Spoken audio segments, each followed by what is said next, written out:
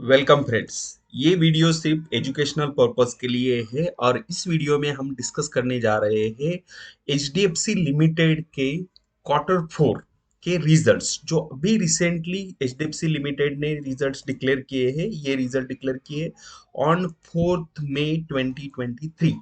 Okay, तो अभी recent कल ही रिजल्ट्स आए हैं और आज के मार्केट में एचडीएफसी लिमिटेड का स्टॉक और एचडीएफसी बैंक का स्टॉक बहुत ज्यादा गिर चुका है, लगभग 6% डाउन है।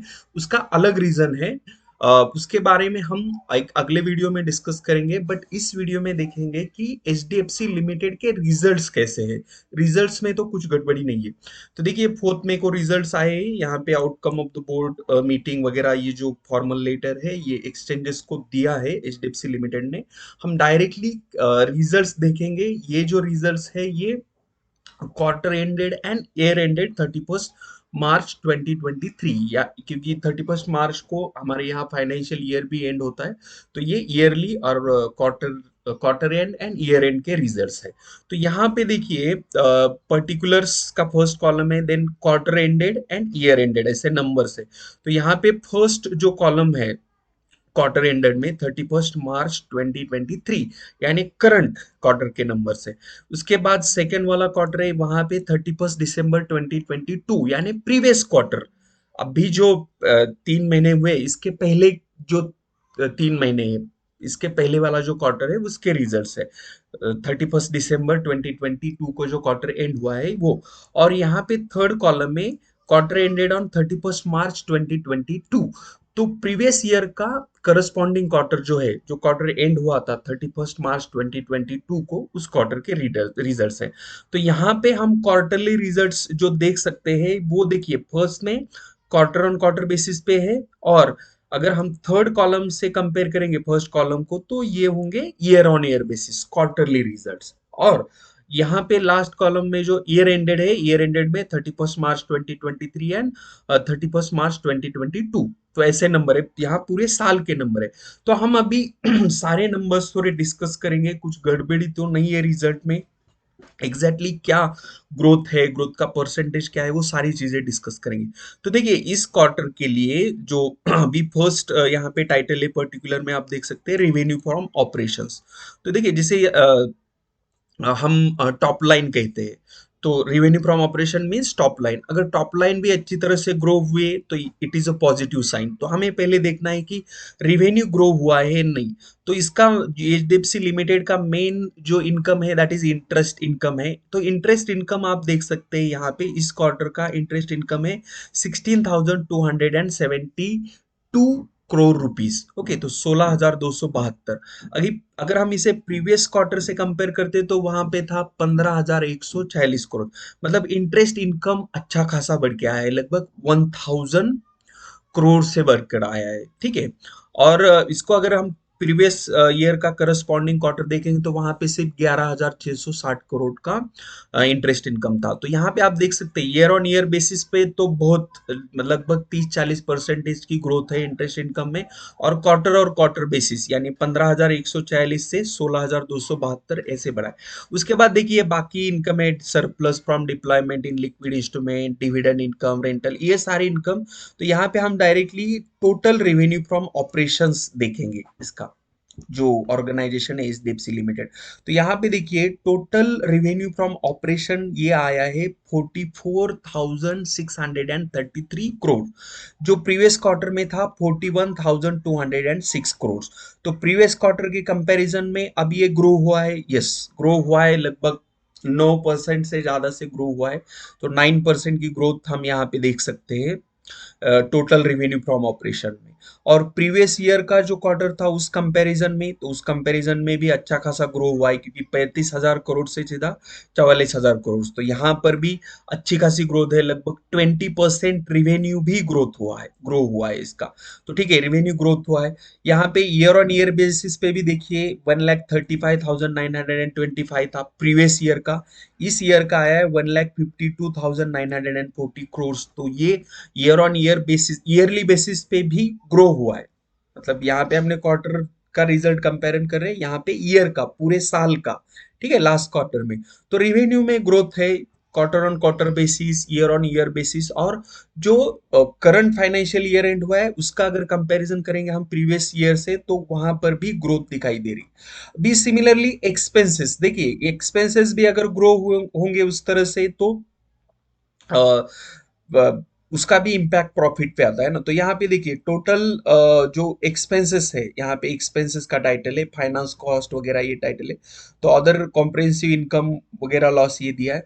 और ये जो एक्सपेंसेस है, एक्सपेंसेस क्या हो रहे हैं यहाँ पे हम माइनस करेंगे, तो एक्सपेंसेस माइनस करने के बाद हमें टोटल कॉम्प्रिहेंसिव इनकम मिलेगा। तो ये टोटल कॉम्प्रिहेंसिव इनकम देखिए, जो भी एक्सपेंसेस है, इंटरेस्ट कॉस्ट वगैरह, इसके बाद जो टोटल कॉम्प्रिहेंसिव इनकम है ये आया है 7,101 करोड़, और जो प्रीवियस क्वार्टर में था 7,851 करोड़ का था। तो यहाँ पे देखिए कॉम्प्रिहेंसिव इनकम में एक लॉस दिखाई दे रहा है 900 करोड़ का, इसका इम्पैक्ट है इस पे।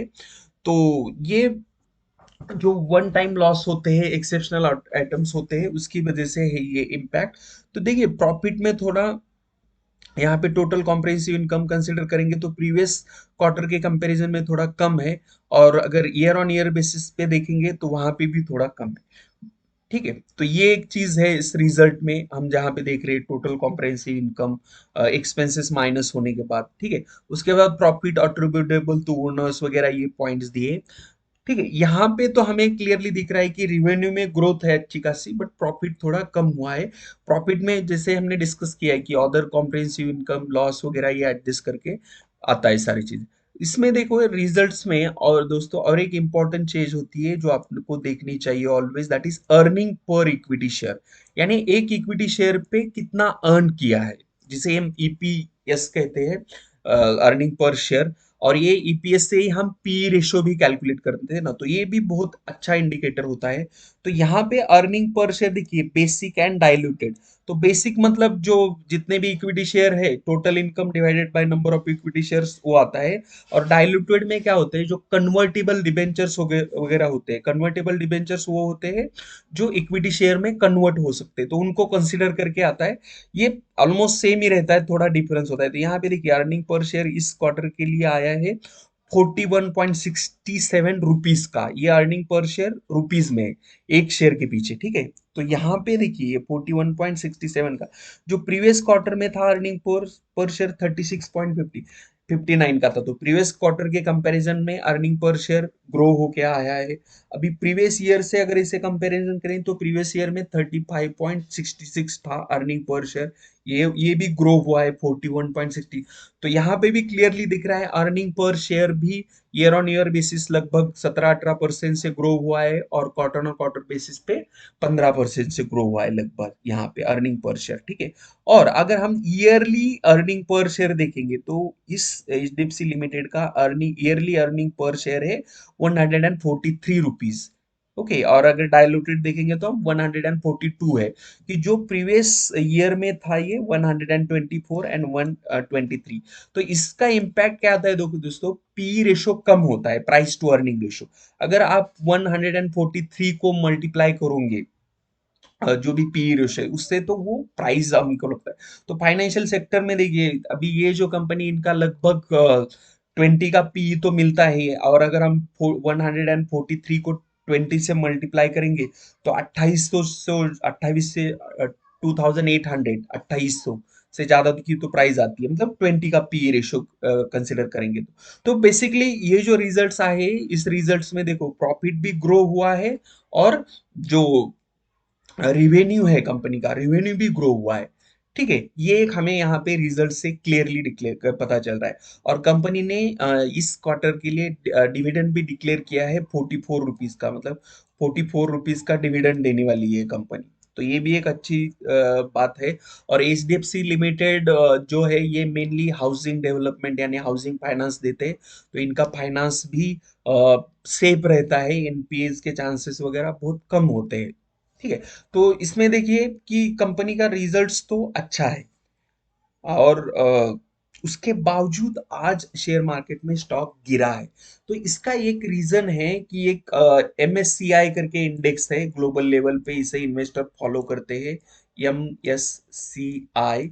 उन्होंने कुछ अपडेट दिए हैं इस चीज पे कि जो ये एचडीएफसी लिमिटेड है, ये एचडीएफसी लिमिटेड एचडीएफसी बैंक में मर्ज होने जा रहा है, ठीक है। ये न्यूज तो आपको पता होगी अगर आप शेयर होल्डर है तो। एचडीएफसी लिमिटेड एचडीएफसी बैंक में मर्ज हो रहा है, तो इसका इम्पैक्ट क्या होगा? इनका जो वेटेज है एमएससीआई इंडेक्स में, इस पे उसका वेटेज पे इम्पैक्ट होगा, जिसमें जो इन्वेस्टमेंट आती है पर्टिकुलर कंपनी में, पर्टिकुलर स्टॉक में, उस पे इम्पैक्ट आता है। उस वजह से ये हुआ है। तो अगर आपको इसमें ज्यादा इंटरेस्टेड है कि एग्जैक्टली एमएससीआई क्या है और इस इसका जो इंडेक्स है, इसमें जो चेंजेस वाले होने वाले, उसका HDFC limited and HDFC bank limited, इस पे क्या इम्पैक्ट आने वाला है, इसके बारे में अगर आपको डिटेल इंफॉर्मेशन चाहिए तो कमेंट में बताइए, हम उस पे एक कॉम्प्रिहेंसिव, एक अच्छा रिसर्च करके वीडियो उस पे बनाएंगे। Thank you friends, thanks for watching. अगर वीडियो अच्छी लगी हो तो लाइक कर देना। और जाते जाते एक बात मैं यहाँ पे बता देना चाहता हूँ आपको कि जब भी आप कंपनी के रिजल्ट्स देखते हैं ना, तो रिजल्ट्स कॉन्सोलिडेटेड फाइनेंशियल रिजल्ट्स देखिए, ठीक है। कंसोलिडेटेड का इम्पैक्ट ये होता है कि इसमें ओवरऑल कंपनी का परफॉर्मेंस पता चलता है, क्योंकि देखो एचडीएफसी लिमिटेड है, इसके बहुत सारी सब्सिडरीज है।